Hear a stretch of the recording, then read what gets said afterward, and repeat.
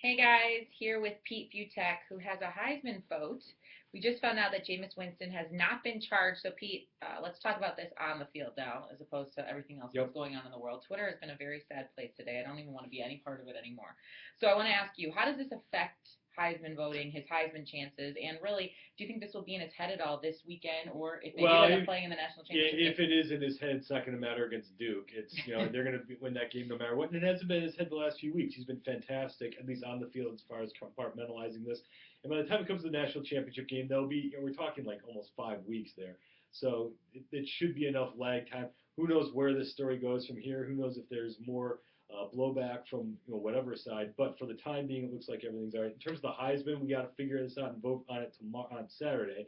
Uh, there's no question. He's going to win this thing in the landslide. All he needed was to not be charged. And at this point, there's not even another two option out there. There's Jordan Lynch, there's Johnny Manziel, there's AJ McCarron, there's Andre Wayne. All these guys are just kind of guys that are going to be on the ballot.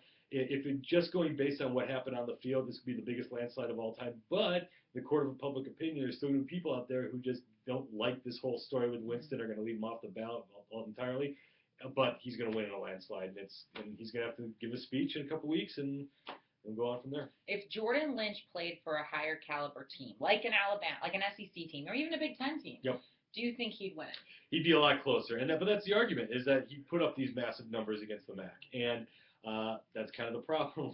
If you're rocking and rolling against Western Michigan and not Michigan, now he did beat Purdue, he did beat Iowa, he did have some pretty decent games against those two, but they were two of his lower games of the year. So he's a great guy. We had him here in studio. He's got the stats, and he's going to be a second or third guy in a lot of ballots. But again, there's just not another guy out there that says I am that guy who's had that Heisman year. It's all Winston season, and now with these charges not being filed, it's all his.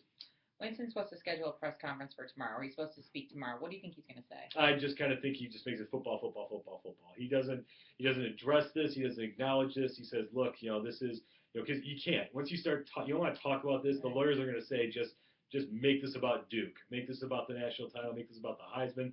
I'm happy to be a part of Florida State University. Thank you for everybody for standing behind me, all that kind of stuff. All right. For Pete, I'm Shae.